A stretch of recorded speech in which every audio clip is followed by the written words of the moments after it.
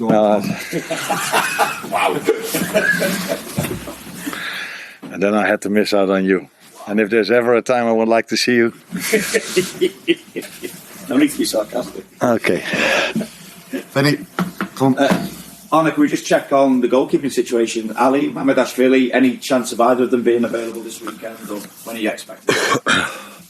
No, Giorgi will definitely not be available for tomorrow and also not for the upcoming weeks. And Ali is close to return of play, so let's see if tomorrow comes too early, yes or no. And that leaves, of course, Freddie Woodman as an option who's definitely fit. Where are you at as well? I appreciate there's still a bit of a way to go in this season, but where are you at in terms of planning for next season?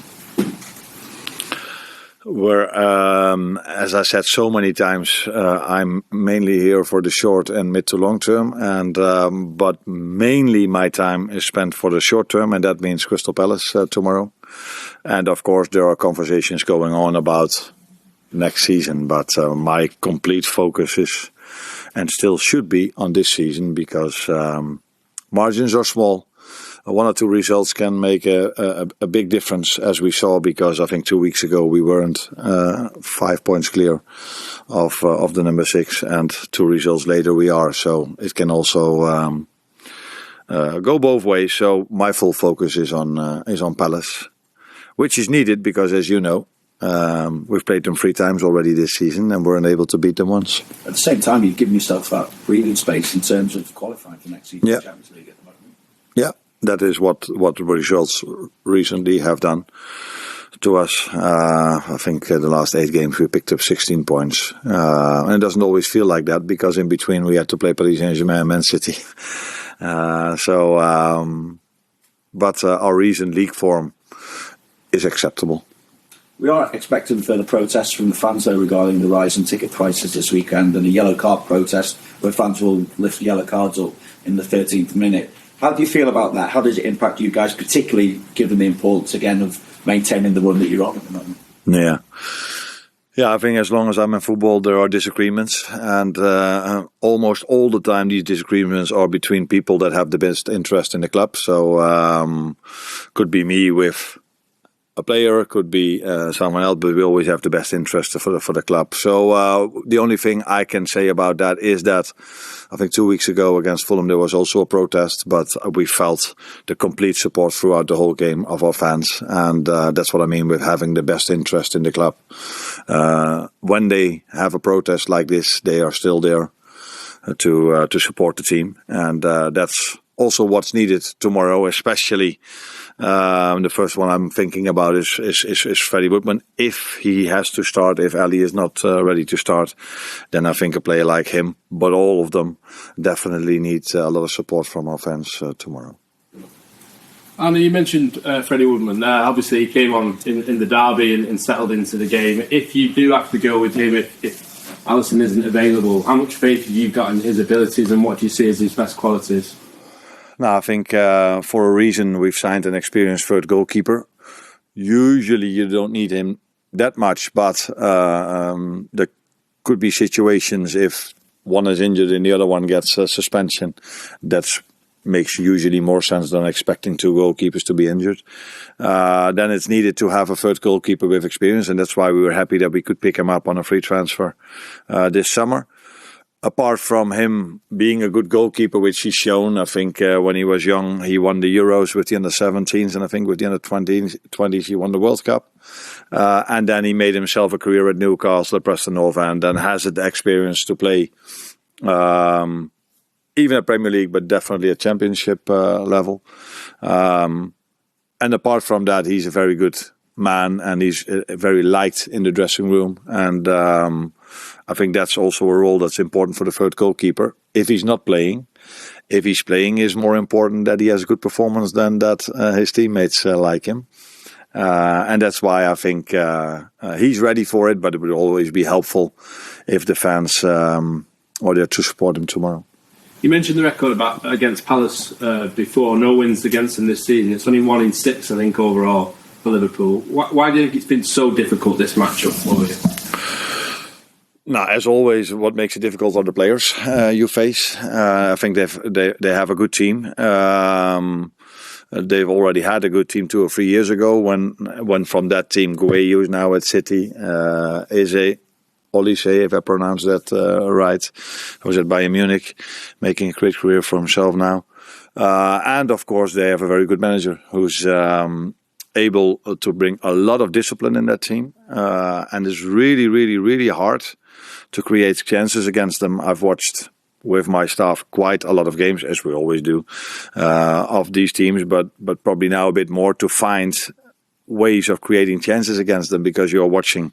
Doesn't matter which game. I'm not going to come up with the games I watched, but you're watching 60 minutes of football and you haven't seen the other team creating a chance yet against them. And then on the other hand, they are very direct in their playing style with good attackers going quite fast in behind your last line. So I think they have conceded after Arsenal the least goals. So that tells you a lot, and there's a reason for that, because they hardly concede a chance. Thank you. Hi, Arne. And Mo Salah starting to hit scoring form again, 3 goals in his last 3 Premier League starts. What is it down to him getting back on the goals again? I think first of all it's really important for us that we have attackers that score goals, because if you look at the success of last season, we had multiple attackers that scored a lot of goals. And this season, now you can just look at the numbers, and we are not scoring as many as we did last season. I think there's a little drop off maybe also in chance creation, not as much as the goal scoring would you would expect. Do you understand what I mean? So there's a little drop off in chance creation, but not as much that we don't score so many goals anymore. With Mo, I've said it many times, but that probably also goes for the other ones. There's always parts in the season where the ball just falls to you and you don't have to do anything difficult and score. And in other moments, you do so much yourself to try to create a chance, and it's just actually never working, or the goalkeeper makes incredible saves. But normally, and that happens now with Mo, things go back to normal. And normal for Mo is in his Liverpool career is that he's scoring goals.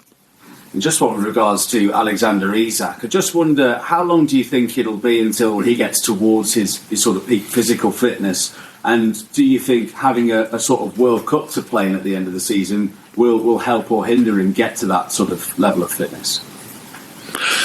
It won't hinder him. What would be the best scenario for him is not 100% left or right, so I cannot say this would have been better than that one. But a very good preseason with us, 6 or 7 weeks, would have been a very good lead up to a season as well. But if he has a good World Cup where he plays a lot of games, that would be helpful. The temperature is probably quite high in America, so I don't know what the tempo of the games is. Usually the tempo of games when they play for their countries is lower than Premier League or Champions League standards. But I'm happy that he's back. What is realistic where he is now? Yeah, you tell me. I think we can all understand that if a player missed out 4 months or 5 months of training before he came to us, then we build him up, and the moment that he was ready, he got injured again, missing out 4 months again, and now he's 2 weeks with us maybe. Yeah, that's a lot of months without training time with the team. In the middle of a season where everyone is top fit, that's not the easiest part to come back. But I think we are seeing progress in the games he's played. Paris Saint-Germain now this one, and we're hoping that progress can continue. And how fast he's done at his best level, I don't know that. I cannot look at the future, but I'm hoping for us and for himself very soon. How? There's been a lot of talk about goalkeepers already, but can I ask you about Alisson? Club took the option to extend his deal this season, and then last he's had a few issues with injuries, and this week we've seen him being linked with other clubs. I'm just wondering how you see his short to medium term future. No, I'm only focused on his short term future, and that's getting him back into goal as soon as possible. But that's not what you're asking. Would he be the most stubborn one in this room, you think? Or Would he be the most stubborn one in this room? No? Oh, okay. Because I think you know what my answer is going to be. So you're not even trying it anymore. But the answer is going to be that, of course, all these rumors that are out there are there about him and probably about me and about others. We don't react to rumors in this room. By the way, also not in my conversations with Richard. We only react when facts needs to be told. And that's not the situation at the moment. But the main focus for Ali is, I think, very clear. That's getting back into goal as soon as possible for the club he loves to play for. And then he wants to be in goal for the country he loves to play for. And that's Brazil. And I think that's already short and mid-term future. That's not the answer you wanted, was it? He's also had his biggest issue, which we didn't have earlier in his Liverpool career. I know that sometimes comes with age or whatever, but I'm just wondering when you sort of maybe looked into those injuries and how it may affect him sort of, going forward. Yeah, of course, we're looking at these kind of injuries he's having, because it doesn't make too much sense to look into the injury of Giovanni Leone or Conor Bradley, because that's pure bad luck. A muscle injury, you always try to prevent that with your training program and your schedule and what you can do about it. But he's not the only one. I think you said earlier in his career here, that's completely true, but football has changed so much. Everywhere you see muscle injuries, more and more and more and more, and we all know why. Because of this crazy schedule we have to play, which to a certain extent I like, because every night I'm at home, I'm looking at my television, I'm like, oh, there's a game of football, that's nice. So for a football fan, it's really nice. Of course, for the health of the players, it's getting more and more and more, and maybe age plays a part, but this week we saw one of the youngest players playing at an incredibly high level, Lamine Yamal, getting injured with a muscle injury as well. So I would not put that down to age, I would put that down more to the schedule that we are facing. Mark? Hi, Arne. I want to talk about another young player, Rio Ngumoha. He's made great strides this season, but he's still waiting for his first senior assist. And I noticed that a lot of his minutes don't seem to be with the elite strikers, more the backup strikers. People maybe don't have quite the same striking instincts. I think he's only played 31% of his minutes with either Isak or Ekitike so far this season. And thinking before what you were saying about getting Alex up to speed a little bit, is there some kind of idea about maybe looking at the combinations of players, as Rio feels like he's got the profile of some of the players who helped Isak when he was at Newcastle? Are those kind of considerations, maybe the combinations, the chemistries coming into your mind when you do selection? Now, in your long question, there are a lot of good things you say, and I can also relate to that question in the sense that where our problems have been this season. So Rio Ngumoha is at his age. There's only one player in the top 5 competition that made more minutes than him at top level, Champions League, Premier League, or Serie A, or Bundesliga, or whatever. So that tells you he's made a lot of minutes, which I said he would do, because he's getting better and better and better. But since he made so many minutes, and he only made how many minutes? 220 with either Isak or No, that tells you also one of the reasons why we maybe struggle to score, that we're not having our number 9s as much available as we want to. Of course, it helps for every player that we have all of our best players available. So the more he or anyone else could play with Alexander Isak or with Hugo Ekitike, the better it is, yeah. But although I saw one of his Instagram posts of Hugo where he from crutches started to run, but unfortunately I don't think that's realistic. So we have to miss him, unfortunately, for a long time. And Alex is getting closer and closer to making 90 minutes, so that's helpful. But it's the reality of this season that we missed goal scorers for large parts of the season. Hi, Arne. Today is about goalkeepers. We don't have an Hungarian one. Oh, yeah, we do. Yeah, that's true. Yeah. I was like, huh, what is he talking? Yeah, we do. Yeah. I thought about these three, but the fourth one is Hungarian. Yeah. Will you include Pecsi in the squad for tomorrow's game? And I know he won't play, but how do you see his progress since he arrived to the club? And is he at the level to play a Premier League game? He was already on the bench last week. I don't know if you noticed that, but because we were short on players, we added Armin to the bench as well because he's also doing the warm-up. So there was a spot available, so he could be the bench. Of course, he's on the bench tomorrow. We think we signed a very talented goalkeeper in him. He already played minutes at the highest level. I think in Hungary, wasn't it? Yeah. So now he's played multiple games with the under-21s, and he gets better and better because if you are every day on the pitch doing finishing drills with the attackers we are having, you are becoming a better goalkeeper. Still very young, still of course progress to be made, but that's completely normal. But we think we've signed a very talented and good goalkeeper that eventually could definitely play for us. Yeah, and do you see him at the level if the situation is to play? If you ask me, do I see him at the level of Alisson? My answer is no, but that's not criticism at all. If you ask me let's touch wood, but it would fit this season completely. If something would happen with Freddie tomorrow, then if Armin then comes in, I'm completely comfortable. Because he's very comfortable on the ball, has a very good instinct, and he reads the game really well. So he knows where the shot would go to, and that I like a lot. So yeah, if he needs to come on, if Alisson is not ready to play tomorrow, and Freddie needs to start, and something might happen, I'm completely comfortable by bringing him in.